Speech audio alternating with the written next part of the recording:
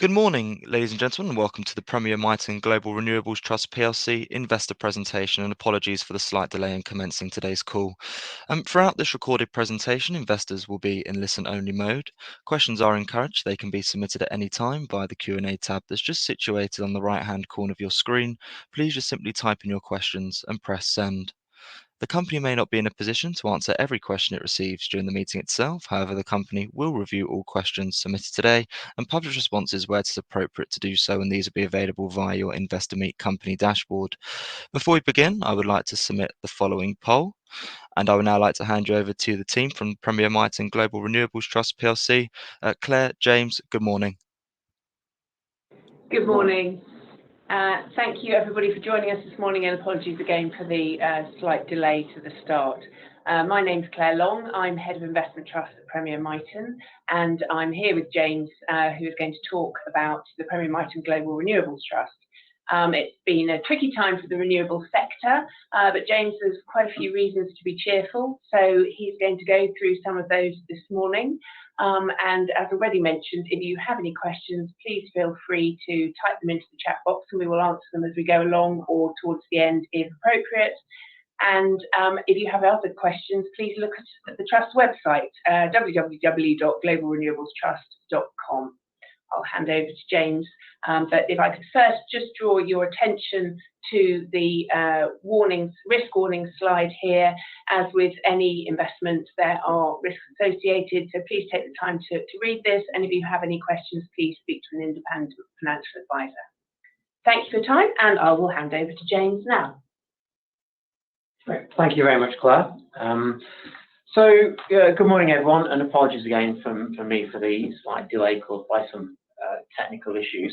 So what I'd like to cover this morning, and I just again reiterate what we said, any questions, please feel free to answer at any time. To ask at any time, we'll try and answer them as we go, although we will leave some time for Q&A at the end, of course.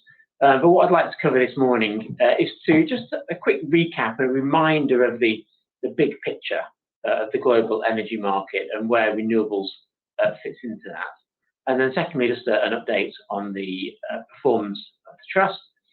And then we're going to take a bit of a sort of slightly deeper dive into the UK renewable investment companies, which of course some of you may own. We see them as part of our investment universe, but we're going to take a look at why they've performed in the way they have.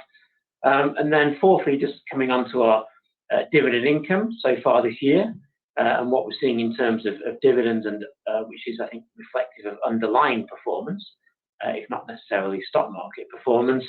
And then look at the growth opportunity in some of the renewable energy development companies that we own. And what we mean by that, these are the companies that are building renewable energy assets from first inception, greenfield assets, which is, I think, a point of differentiation for the trust.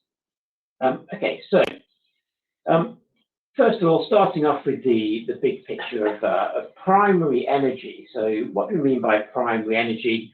Well, primary energy is the kind of natural state energy in its natural form, which is then used sometimes in a raw state, in the case of coal, for instance, but then other times in a more processed state. So, for instance, you don't put oil in your car, you put petrol. And that's the distinction between primary and secondary energy. So renewables, you can see there, are a relatively small part of overall primary energy. And the way we consume renewables, just to remind, of course, is in the form of electricity. So renewable energy is used to manufacture electricity, but in terms of total primary energy, it's still a relatively small part of the overall energy mix. And it's quite clear that the world is still dominated by fossil fuels, oil, coal, and natural gas. So this process of getting toward net zero still has a very, very long way to go. Now, in order to achieve that, what would have to happen is that electricity is going to have to be used a lot more than it is currently.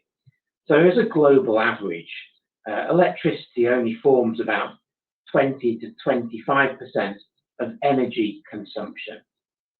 So if you think about your everyday lives, most people in the UK, for instance, only really use electricity at home for lighting, maybe cooking. The majority of energy we use, like for heating or for transportation, is still fossil fuel based. So as we use more electricity, we'll use more renewables, which are the key ways now, the key growth ways in which we generate electricity. But looking again at primary energy consumption and the total overall global energy demand picture, so over the past 5 or 6 years, we can see that renewables have grown about 75%, and all other forms of energy are about static. So in terms of the total energy market, which has grown only about 5%, all that demand has come through growth in renewables. But so it has strong growth, and there's still a long way to go, I think, is the key message. And if we turn now to the 3 key markets in which the Trust invests, looking back over the past 5 years, renewable energy production has grown roughly about 10% per year. We've lagged slightly in the UK, although I expect over the next few years that will accelerate because we've got some rather large North Sea offshore wind farms coming online. So about 10% per year is what we've seen. And if we look forward over the next 6 or 7 years out to 2030, I would expect that roughly 10% per year growth to continue on a similar trajectory. So if we look at some of the targets or laws that we have in Europe and the UK and the US, so the EU recently updated their renewable energy law, and by 2030 they want 42.5% of total primary energy to be from renewables. And to put that into context, that's quite a large increase on the existing law, which said, or the previous law rather, which said 32%. And in 2022, renewables were roughly 21% of total primary energy. So that implies roughly a doubling of renewable energy over the next 7 years, which again works out to be roughly 10% per year. So in line with recent historical growth. So, although that target may look ambitious, it's, the EU is certainly on track to achieve that. In the UK, similarly, the new law says that they wish to decarbonise the electricity system by 2035, which is being brought forward from 2050. And again, to put that into context, presently, carbon-free power generation is roughly about 60% of total generation. The majority of the remainder is gas. And of that 60%, renewables are about 43 to 45%. And the other sort of 15% is mainly nuclear. Now, if we think about how the electricity market is going to progress over the next 10 years, a lot of that nuclear is going to fall away. Renewables will continue to grow roughly about 10% per year. So I think the electricity sector is on track to achieve decarbonisation by 2035 in the UK. And then lastly, on to the US. Obviously, lots of headlines about this. 370 billion of potential tax incentives over the next 10 years in order to reduce US carbon emissions by 40% from current levels by 2030.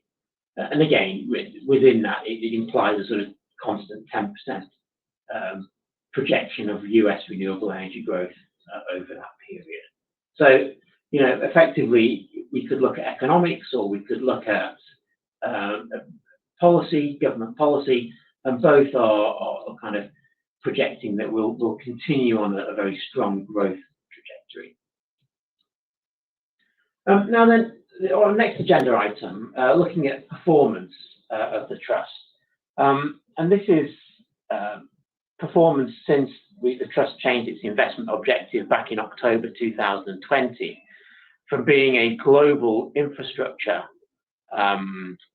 Trust to one focused on renewable energy. And over that period, the Trust has managed a small but modest total return, about 6%, although obviously September has kind of been fairly weak. And that's slightly ahead of the total index, which is down about 20% as of now, over that period from October 2020. So after a promising start, you can see that over the past 12 to 18 months, the sector and the trust have both come off on a fairly consistent basis. And you won't be surprised to know that that is largely down to, I believe anyway, down to the new interest rate environment that we're in. Just turning to, we're obliged to show this on a sort of 12-month basis, looking back over the previous 12 months. And you can see there that 12 months to August 23 has been very weak, roughly in line with the index. But that was coming on the back of a fairly good performance over the previous 3 years. So what is it that's kind of causing this weakness? Well, again, just looking at the UK sector, you can see that most of the UK renewable stocks have been fairly weak. And over that period from October 20 through to the end of August this year, we've kind of been toward the top end of that peer group. As I mentioned earlier, I consider this peer group as part of our investment universe, and we do own a number of these stocks, certainly not all of them, but a number of them. So, you know, the trust is not out of line with the sector that way. Now let's take a closer look at sort of more in-depth granularity of what's driving performance. And here we're going to use an example of Greencoat UK Wind, which is in fact at this present moment the trust's largest investment. And this is a UK listed renewable investment company. So their business model, like all those other companies on the previous slide, is to buy renewable energy assets, hold them for the long term, and pay out a large proportion of cash flows as dividend. Now, a slightly complicated slide, but what this is showing, the blue line, which is the left-hand scale, is the company's share price. So it's bobbed around, started at 150, got up to about 165, currently around the 140 level. Now we can overlay that with the yield to maturity of 10-year UK gilts.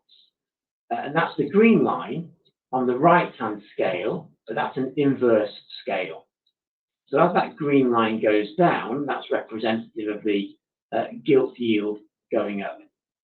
Now you don't need a degree in statistics to show you that there's a very high level of correlation here between these two lines. So effectively what the stock market is doing is it's trading this stock as though it were a UK gilt. So of course, higher interest rates do have a negative effect on these companies in the sense that we discount cash flows to present values using a discount rate, of which a core component is, of course, the risk-free rate represented by UK gilts. But there's also a lot of other stuff within the value, like power prices, for instance, inflation, etc. So if we, again, just look at the performance of the trust on a very similar basis, you can see that the trust has fallen in line with stocks like Greencoat. You know, it's a similar line. Our share price tends not to move around quite so much, but you know, the underlying trend is similar. And if we look slightly further out, a slightly longer time period, again, looking at Greencoat UK Wind, and here looking at the total return on UK gilts, over the past 5 years, you can see that the company has massively outperformed bonds. So it comes as rather a surprise that, you know, over the past 12 months, that the market has suddenly decided that all these stocks are basically just gilts in disguise, which is rather odd, when actually we can see over the long term they do create value and actually will give you a good return. So I'm asked a question here. How are interest rates impacting project economics and new build assets in underlying investments? Well, that's a great question. And of course, higher interest rates do mean higher costs, because a large part of the cost of building a new renewable energy asset is the cost of capital. So the higher interest rates are, the greater the electricity price that you would need in order to make that investment work. So obviously it's not positive that interest rates are going up. But what I would say is that if we compare to where we were a few years ago, UK electricity prices, and just using the UK as an example, are roughly £100 per megawatt hour in the wholesale market. Now, if we go back 3 or 4 years, the rough price would be about £40. So although interest rates have gone up, returns on investment from a new renewable energy asset have managed to actually probably increase, if anything. So power prices are kind of more than offsetting increased interest rates. So although it's important, it's not it's not necessarily what I'd say a deal breaker. We'll come on to some more details of that in a moment. But what I would say, you might have read in the papers, of course, that the UK's recent offshore wind energy auction failed, and that was because the government was offering a maximum price. They quote prices in 2012 terms, which is rather confusing, but a maximum price in reality of about £55 a megawatt hour, and no companies were interested in taking up the other side of that offer. So yeah, power prices need to stay high, and the government needs to, if they want to contract for more offshore renewable energy, they need to kind of understand that reality. And that brings us nicely on to a discussion about the pros and cons, or the bull and the bear of renewable energy as we sit here. So I've got 3 bull points, and on the next slide, three sort of bear points. So, but as we can see over the previous few slides, the market is entirely focused on the negatives at the moment, and I think therein lies the opportunity. So power markets. Prices remain high by historical standards, and that's the same throughout the whole of the EU. And I think that's a structural change, and it's not going away. So if we look at what's happened over the previous couple of years, I mean, obviously the big shock has been the Ukraine war, and that's meant that the whole of Europe, including the UK, but the whole of Europe has shifted from importing cheap, reliable, piped natural gas to one in which we are competing to bid for cargoes of LNG. And even if you can, outbid China and Japan, you still have the extra costs of liquefying that gas onto a tanker, moving it around the world, and then regasifying it. And of course, the loss of energy that implies. So I think that is a permanent structural shift.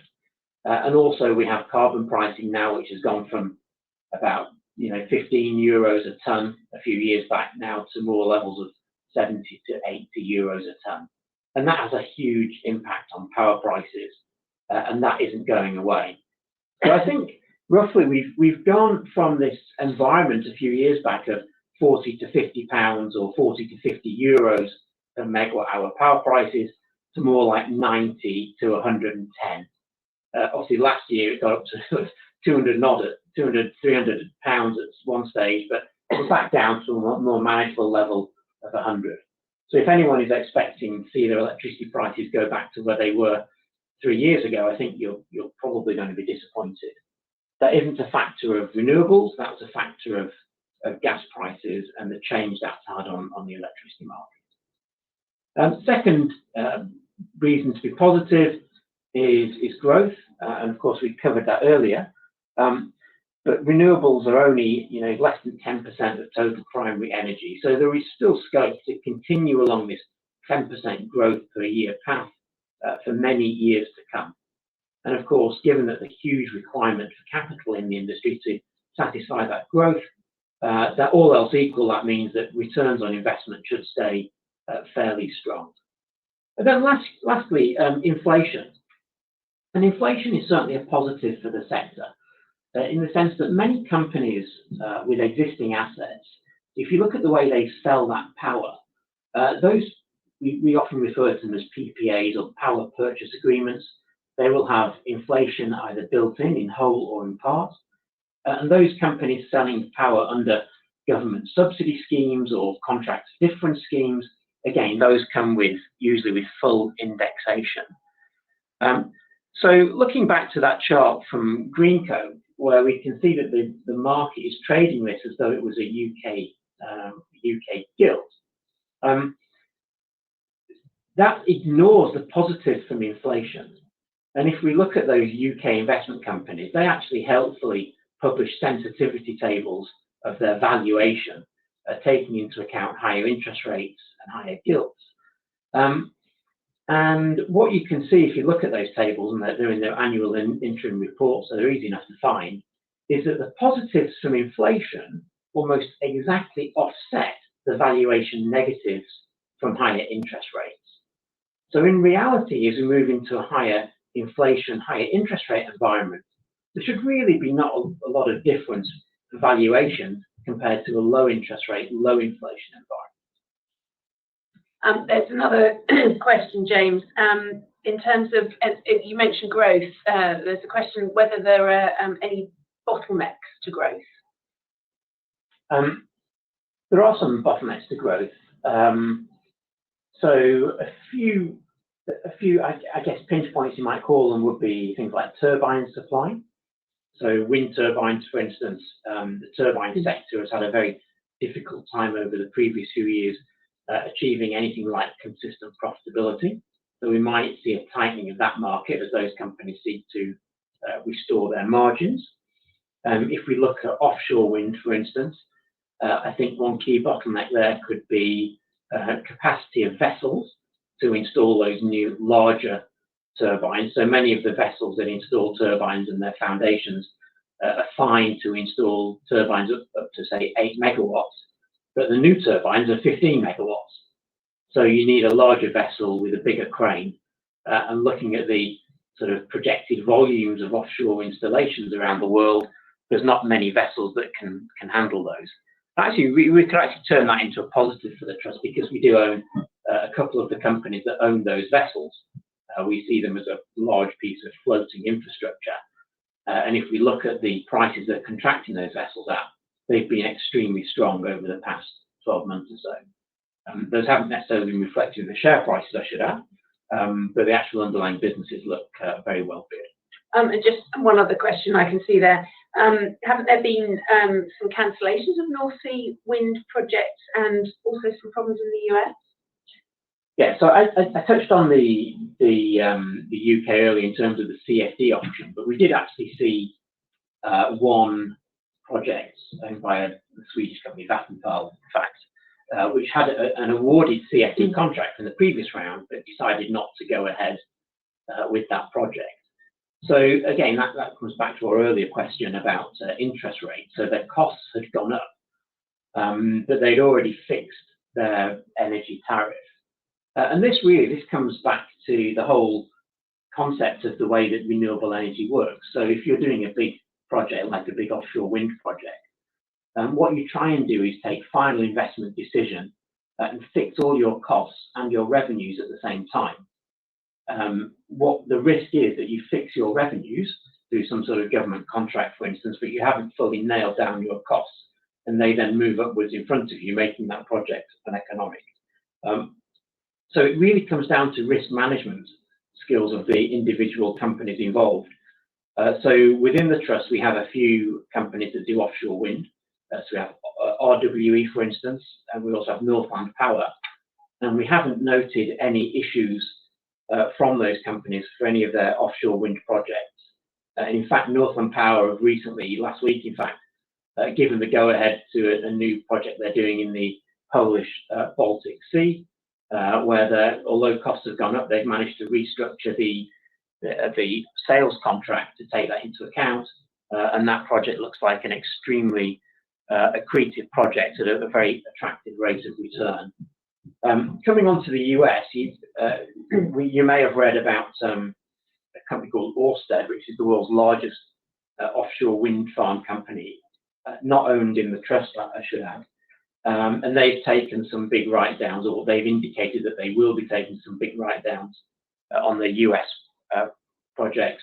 And again, that comes down to the same problem that Vattenfall had. They fixed their revenues in advance without managing to fix all their costs at the same time.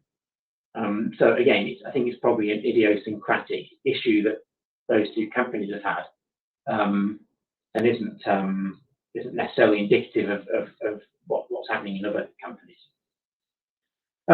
One other question, I think we'll probably leave that to the end, is the size of the trust sustainable? Let's just park that to one side and come back to it, because it's kind of a generic question that we can take later on. Okay, so we've talked about the reasons to be positive. What are the reasons to be negative? Well, we've covered interest rates already, but what I would say is that interest rates have two effects: impact on valuation, as you discount future cash flows into current values, and then impact on earnings if a company has floating rate debt and the cost of that debt moves up. We've covered the first aspect of that, but let's just touch on earnings. What I would say there is that most companies have fixed rate debt rather than floating. So the whole business model is you fix your debt cost in advance because you're trying to fix your revenues in advance as well. So I don't see much of an impact on earnings from higher interest rates, although of course there is a valuation impact as we've seen. Capital cost inflation. I would say solar costs are still coming down, but it's true that wind energy costs have been going up. So obviously commodity prices, steel, copper, etc., have been fairly strong, although slightly volatile. But the turbine manufacturers have been seeking to restore their margins, and that's led to some cost inflation. But again, you could say that's rather a positive thing in the sense that as there's more renewables on the system, renewables will have a bigger effect in setting prices. So if the prices for new assets goes up, that means that market power prices would stay higher than they would otherwise have been. So if you own an existing renewable energy asset, you could probably read that as a positive. And then lastly, political risk, windfall taxes. So we had those in the UK and the EU. The EU have now removed theirs. The UK, I think, are running to 2026. I think it's obviously a negative. There's no question about that.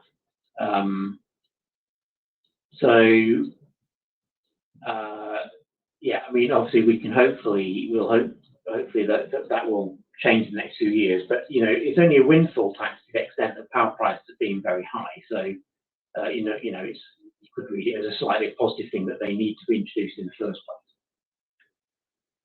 place. Now let's move on to kind of underlying performance, which is, I suppose, is reflective in dividends that companies pay. If companies earn more money, by and large, they tend to be able to pay a higher dividend. So we've got here the 10 largest holdings in the trust as at the end of last month. And the two columns highlighted there, I think, the important ones to look at. So the dividend growth last year from 2021 to 2022, and then the dividend growth we expect to see this year, either as a result of what companies have already guided as a dividend for this year or Bloomberg consensus. So I guess the message there is that companies are either holding or increasing their dividend, and the dividend growth we're seeing this year is slightly higher even than last year. It's in fact very healthy. The top 5 stocks in the trust this year, I'd expect to report a double-digit dividend increase. The top 10 holdings are about 53% of the total portfolio, but if we go further down, the portfolio is a similar picture. So again, that's reflective of strong underlying earnings, the benefits of inflation, and the benefits of higher power prices. Now, lastly, just to cover off our last agenda item before we go on to a few questions which I can see have come in, let's just look at some of the renewable energy development companies. So these are companies that are building assets from scratch on greenfield sites. And this is quite important because if we look at the whole life cycle of a renewable energy asset, then a lot of the return is actually taken in the early years just by simply getting the thing built. So taking it through permitting, taking it through the environmental permits, planning permits, and then through obviously the risky construction stage. You then have an asset that's largely de-risked, and you can then sell on or keep, but at a lower discount rate, a lower required return. So taking some of that return up front. And just looking at some of the stocks we have there, of course, investors might be familiar with RWE, which has turned itself into a global renewable energy company, massive company, currently operating 34,000 megawatts of renewable energy capacity, 34 gigawatts, aiming to get to 50 gigawatts by 2030. I think they'll blow that target out of the water. I think that's really conservative. They've got 7 gigawatts currently under construction. So again, that's a large cap company, but still with good growth. Looking at some of the smaller companies we have, so Greencoat, they had results out this morning. That's a Spanish-based solar company, currently operating about 760 megawatts of solar capacity, but with over 1,000 megawatts currently under construction, and a development pipeline of 8 times that figure. So again, very, very strong growth. And they can fund a lot of that growth simply by selling off either projects as a whole or minority stakes, which they can use then to build new projects. There's a few companies that I'll also mention. Northland Power we talked about earlier. So that's mainly offshore wind. Enefit Green is an Estonian listed company, and they're the biggest renewable energy company in the Baltic region. And essentially, they're aiming to quadruple the size of that business by 2026. Again, the Baltics, you'd probably be aware, has always been a big importer of energy from Russia. So there's a big push on there to get more energy independence. And a good way to do that is through homegrown renewable energy. So that's the end of the formal part of the presentation. There's some risks here, which I would be grateful if you could take a moment to read. And then I think, Claire, if you could just moderate the remaining questions. Yes, absolutely. There's a question, James, thoughts on battery energy storage and the outlook for the sector? Yeah, so battery energy storage, there are a few UK listed battery energy companies. Elsewhere in the world, it tends to be done by utilities or renewable energy companies as part of the overall renewables portfolio, which I think is probably the way we'll go here as well. I mean, everyone will be familiar with the fact that renewable energy is intermittent, which means that you will have periods where supply and demand are not matched. Therefore, batteries and other forms of storage are essential in order to better match supply and demand. So as we get more renewables on the system, all else equal, there should be a bigger demand for battery energy storage. Now, in the UK, over the past few years, they've made good money from what we loosely refer to as frequency services, just maintaining the grid at regulation of 50 hertz. As we get more renewables on the system going forward, that should switch to more of a balancing and trading type opportunity. At the moment, they're not doing that well because the frequency market has become rather saturated, and there's a bit of a transition to go before they really start making good money in trading and the balancing market. I know that National Grid, or the system operator of National Grid, are looking to bring batteries more into the balancing market, so I think that should help. So I think long term, the opportunity is very strong there, and the demand for batteries should be very high. And it's really a core part of an overall renewable energy-based system. Then there's a couple of questions sort of more about the structure of the trust. One, I think maybe a typo, is the concentration of the portfolio an issue with 70% in 2 yield companies? Well, that's not correct. Is that 7%? 7%. I don't know. We have about 40% in yield companies at the moment, and the rest is in sort of developers or full service corporates like utilities, or just like Northland Power, companies that actually build, own, operate renewables. I think 40% is about fine for the yield codes. And that's made up of quite a number, though. Yeah. Yeah, including US, European, and of course the UK ones. And then the earlier question about the size of the trust and whether that makes it sustainable. I'll let you answer that. There's a number of options, isn't there? There is, absolutely. As investors, you're probably aware that the trust has zero dividend preference shares in issue, and they make up a proportion of the trust's gross assets. They are due to be repaid at the end of 2025 or November 2025. So before then, the board will be having giving serious consideration to what happens next. The zero dividend preference shares, which we can talk about in more detail in a subsequent presentation rather than taking up your time now, they provide gearing to the trust, and they also enhance the dividend to ordinary shareholders. But there are, for some investors, that does limit the appeal of the trust. So this is something that the board will consider as we approach that repayment date for the zero dividend preference shares. Obviously, we would like the trust to be bigger. As James has outlined, it's an area with a lot of growth opportunities, and we feel that the strategy that the trust offers, with its global spread and spread across, as he's articulated, a range of companies, both solar, wind, etc., but also development and operational companies, we see plenty of opportunities out there. So we would like the trust to be a lot larger, and that's very much what we're working to do, the current stock market environment notwithstanding.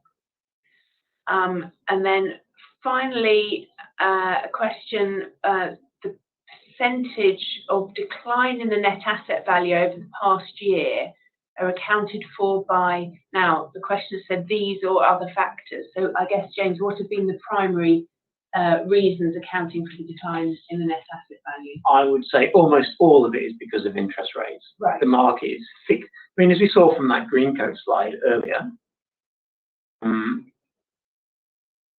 I could overlay that chart for a good number of stocks within the trust. In fact, the majority of them.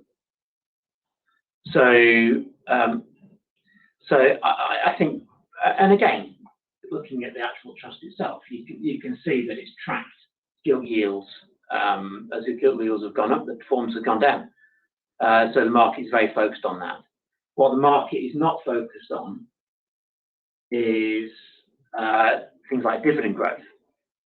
Of course, gilts, obviously not index-linked gilts, but nominal gilts, which is what we used on those charts there, are not inflation-linked. So these companies are very different from nominal gilts in that they're growing their assets. They are benefiting from power prices. So a lot of just looking at the yield codes, for instance, if we look at their NAVs that they've reported compared to 12 months ago, a couple are up, a few are down, but within a 2 or 3% sort of range. So they're taking into account higher interest rate environment, but also all the other things that affect their NEVs as well, like power prices, inflation, other costs, etc. And the NAVs have not moved a great deal, but yet the market thinks that those companies all now should be priced at 20% discount to NAV, which just seems a little I think, bearish, pessimistic rather. But yeah, I think it's all down to interest rates. So obviously, one would hope we're closer to the end of that cycle than the beginning.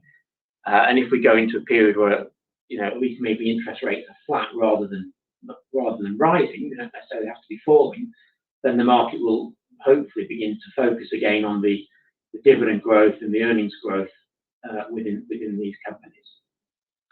And just one last question. What is the latest on REMA, R-E-M-A, and have you been involved in that process? So this refers to the consultation on the review of the UK electricity market arrangements. And in fact, it's done a similar thing in the EU as well. That consultation is now closed. We didn't submit a formal response because I'd leave that up to the constituents within the portfolio that are closer to it than we are. Obviously, I've discussed it with them, and I'd agree with the responses. If anyone is interested in the nitty-gritty of what's proposed, I would refer them to the Department of Energy Security and Net Zero that have a whole section on REMA. I think a lot of it has been batted back, like consultation on regional pricing, things like that have been thought about in the past, for instance, and never really worked. So, I won't spend 10 minutes boring everyone to death and waffling on about it. We'll see how much of it gets translated into reality. But what I would say is that most of it was designed to try and encourage renewables rather than discourage renewables. Okay. Well, Sorry, Claire. very much. Thank you very much, everyone, for listening.